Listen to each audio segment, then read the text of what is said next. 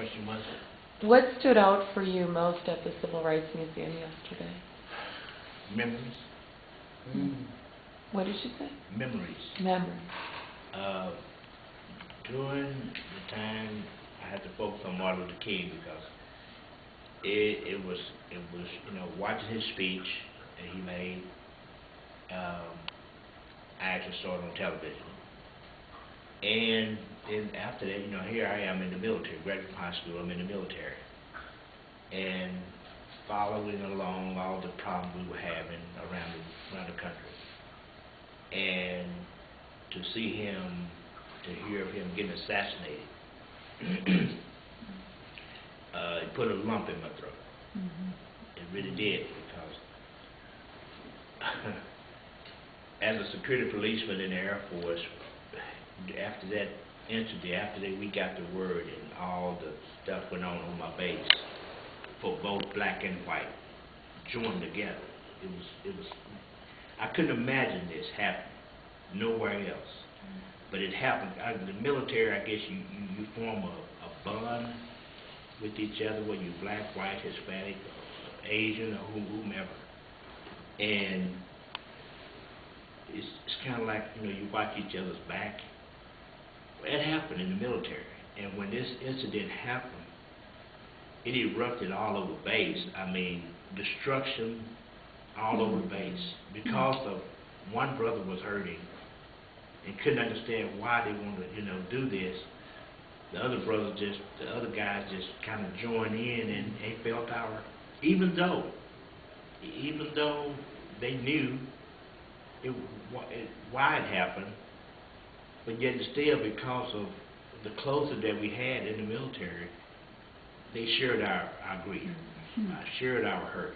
And anger. And anger. I think that's key to this, even to this whole project, and where we should be right now, is having more empathy for one another. You know, just saying let go of the past, or just saying, look what you did, you know, whatever. I think it's just about empathy, just having that empathy that you saw, that let you know that those whites were your brothers too. Yeah, that's true. And I think that, and you said, I mean, that was key. They knew you were hurting. That empathy that we have to have for each other. And remember when Dr. Vivian Mays and several other prominent people in Waco, they also went to war and sat at that counter and protest eating, you know, in the restaurant.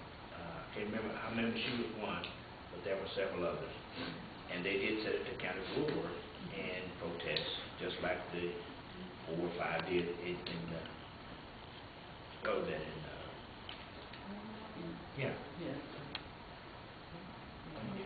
That if we're going to change things economically and educationally, the church has got to be integrated. It's got to be integrated, because the resources are there in churches that are, I like to call it overserved, and there's not as many resources in underserved communities, and in many of the churches too, where the population is going down. You have a very aging population, and then we have several generations, particularly of African Americans, I'd say at least a couple generations, who have no connection to the church either.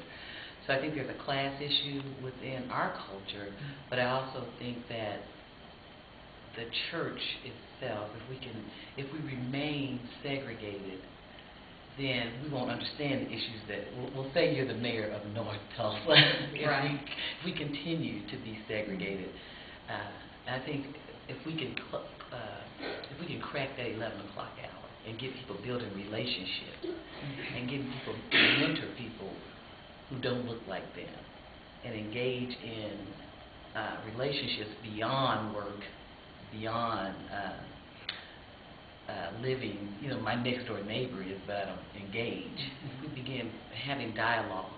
And I think we have to begin talking about race, talking about the riots, talking about Central, talking about those issues that historically divide us, but we haven't brought them to the forefront. We have to do that in a way that does not alienate anyone. We have to do that where it does not alienate anyone. Or threaten. Absolutely. Where I may feel victimized or entitled or any of this kind of Well, thing. I've heard churches, I've talked to some ministers who, in Tulsa, because I'd asked that question, why are, of all places, why are churches so segregated? And because of churches rely upon resources. I mean, I know that we had one minister in downtown Tulsa. He hosts the Martin Luther King speeches and the celebration we kind of march to his church, and that's where we have the service every year. And it's a primarily, I'd say white church. And he said that as he did more outreach in the African American community, he actually had some ministers come to him and say, stop. And I would understand that. I would get that. You're going to meet with white Hannibal. ministers or black ministers? Black ministers. And that was Because, I mean, I can get that, right? Yeah, when we first started this project, I would tell Joe, because Joe and I together the grant, and I was telling my biggest fear is how the African American ministers will feel about this project, because, and we all know that the black church is that social institution that Right. black folks still own. Right. And Right. but we believe that it just goes beyond, and well, number one, heaven's not going to look like our segregated churches. Hopefully. Oh, I know it's not. No. I know it's not. Maybe only 2 people there because we did not do the things Yeah. that we needed Right. to do here. Who's coming with And you? so we have this small group that really kind of think about those things, because we're really not looking at structures and institutions. We're really looking at relationships. And so that's been our argument for any pastor. We've had that conversation with one particular pastor, and I had to remind him that the church really belongs to God, not one group of people. But at the same time, I understand that because, it was important for me to raise Monroe in an African American church, because just the way his world was, I wanted to kind of balance that racially for his own like racial identity issues and things like that, because I know what I struggled with, having gone to segregated schools, up until the 3rd grade. But I still believe that people build relationships across culture and understand the needs of an individual, not of a community or a side of town or anything like that. Then you begin to open up, and you'll be doing things that you don't even realize that's having a huge impact on someone's life. So you're going to meet with Hannibal Johnson today. When I was at Notre Dame, I was there for a football game, and I wanted, we went early and we kind of looked around and everything like that. And as you go into the arena where they play basketball, there's a big old picture of Reverend, whose name I've forgotten, but he was the president of Notre Dame during the Civil Rights Movement. And he's there walking with Dr. King, and he was talking about the things that they were doing at Notre Dame that were, pretty progressive at that time. And you hear so much about about Dr. King and Rosa Parks and so on and so forth that we talked about. But there were other really courageous people in the Civil Rights Movement, and a lot of them were actually white. And you think about being a white person at that time and trying to go out, because when you go back to who's your community when you go back to, you had like-minded people if you were black to go back to. If you were a white person at that time, you're caught in almost double bind, a horrible time in history in which you don't know where you identify. You don't identify with the hate of these folks on one side, and you can't really be in this world either, because you can't possibly understand what these black people are going through. And so where does that leave you? Somewhere in purgatory. And the book we read, they talked about the white people who had the same attitudes as black people about race relations. Like, they generally didn't even identify, like, most of their friends. They moved into all black communities and things like that. Like, they didn't know how to, the one woman especially, like, she didn't have any white friends anymore. You're just like, you can't. When I was thinking about, when we were in the lobby at Little Rock and your church members were there, I was thinking, this is a great thing, because have we just been maybe 40 years back and we said, oh, hey, you're participating, you're swapping churches, you know? But just thinking, oh, is this a project you're working on? Yeah, we're taking all snapping pictures. I'm like, see, this is a good, you know, I felt good about that. Yeah. This is great, because back then, Wouldn't have been so great. we couldn't associate with you, and would you really be going over there? Well, that, I was going to say, one of my... Right. Well, it was kind of scary to leave to the plantation. You didn't know whether or not you're going to be hanging from a tree. Tree or not, so, you know, you stayed on. And like Roz and I were talking yesterday, whatever you grow up with, no matter how abusive, is normal. And there's security in normal. Security in normal. They were happy doing it, it's just they were scared not to do it. The unknown, absolutely. Did you see, Logan didn't address it, but at the top of one of the displays yesterday, it was a headline, War Secretary says, black people love Jim Crow. Love Jim Crow. Yeah. Absolutely. These last 2 days were so emotional for me. I mean, unbelievably emotional for me. And I just believe that we can be together. I just believe that. I really, I don't know, I don't know if it's that I felt so much more empowered because I saw the walk from Jim Crow, and it seems like it'd be so easy right now. It just seems like it would be so easy right now. But I'm telling you, I really do believe that underlying issue is that doggone church. I just really believe it is. I'm like, I don't know. I mean, I don't know. because if you don't have to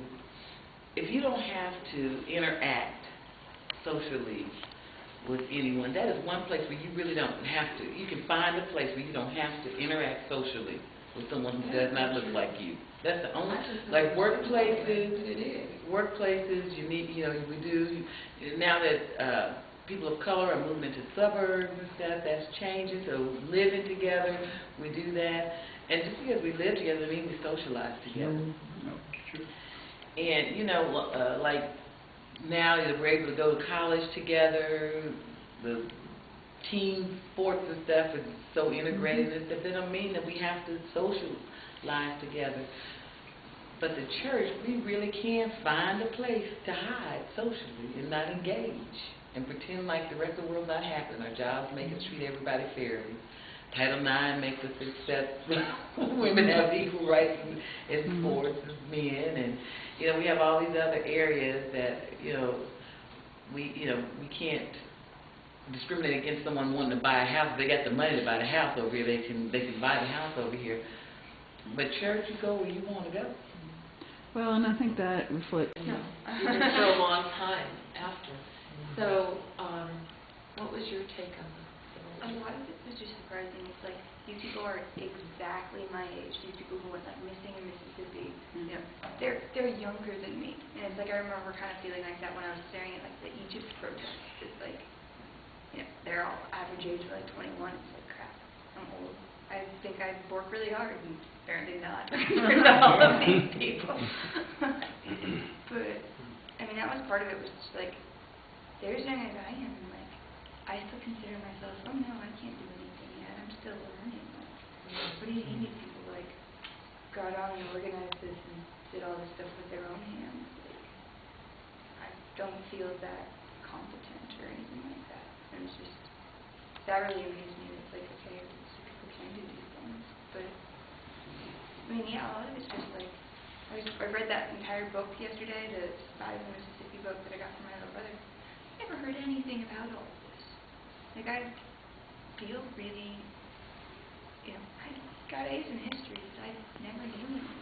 This was never required history, or never